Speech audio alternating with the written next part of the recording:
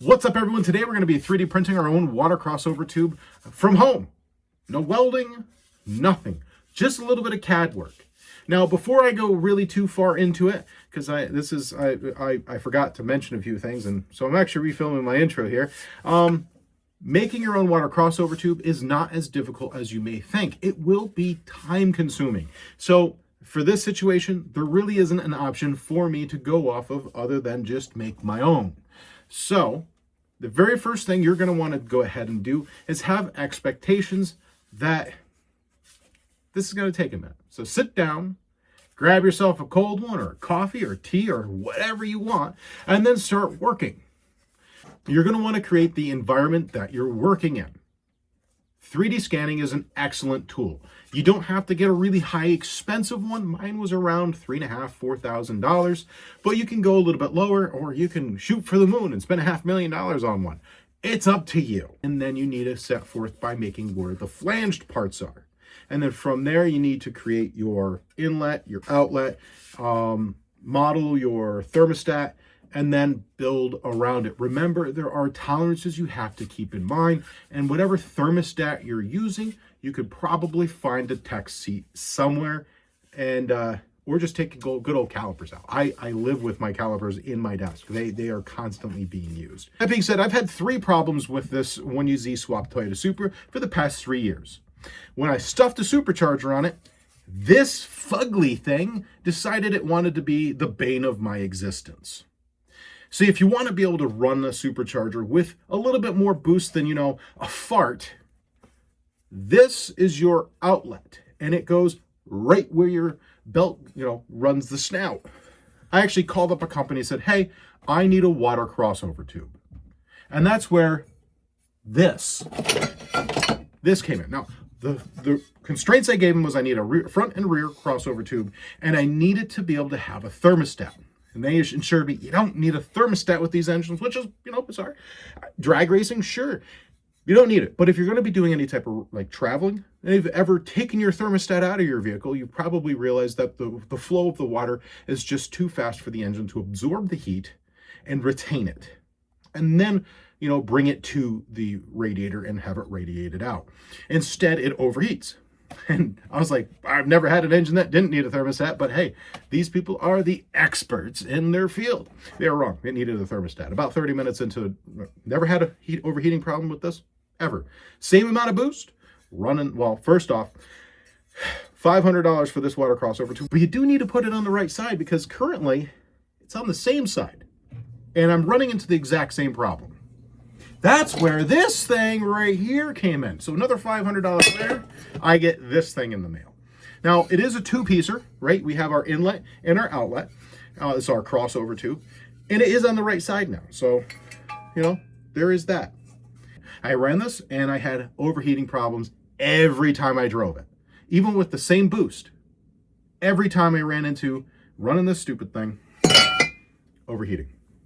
So I decided, well, I just bought a 3D printer. Why not 3D print our own? And that's where this equally fugly thing came out. It's complicated. We could 3D print it in theory. But realistically, anytime you 3D print a product, you're going to have those layer lines and they'll leak out. Also, again, it's freaking ugly. So how do we solve this ugly thing and make it work for our application? First off, we go from a single piece, like this ugly thing, to a 2-piece. This being the crossover with the, now we've moved the thermostat from the inlet side, which I get it. There's someone on the internet said I was an absolute moron for doing it, and that no car, I'm changing the way all cars are designed.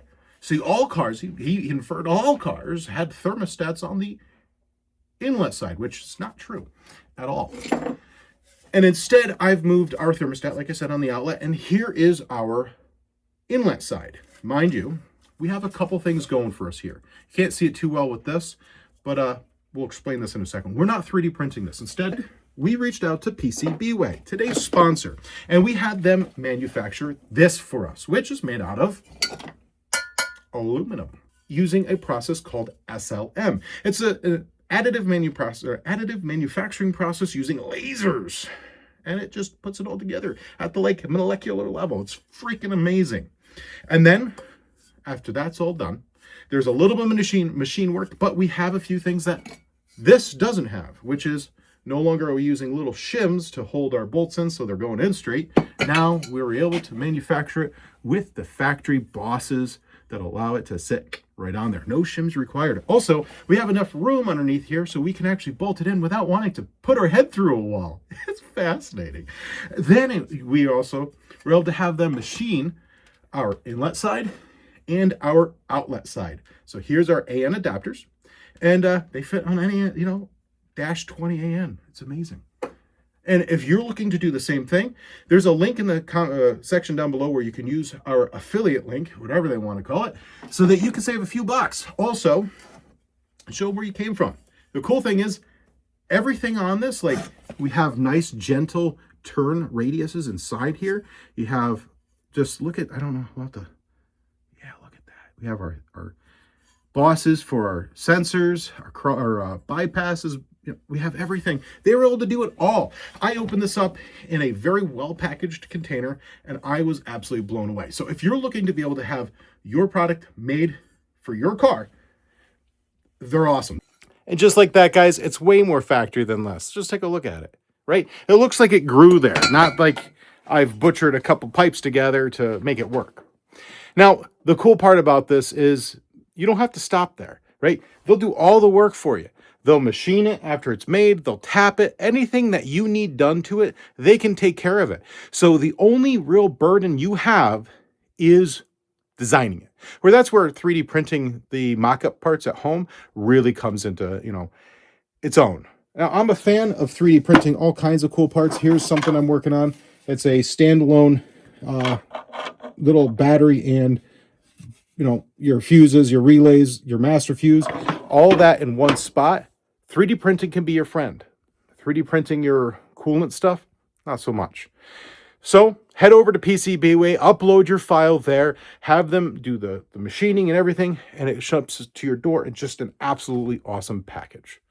And just like that, we've 3D printed our own water crossover tube. You won't do it overnight. It does take time, but I have faith in you. I know you can do it. Please tag me in the future when you design things, because I want to see what you guys are making at home. Till next time, keep your shiny side up, get doing stuff, and God bless.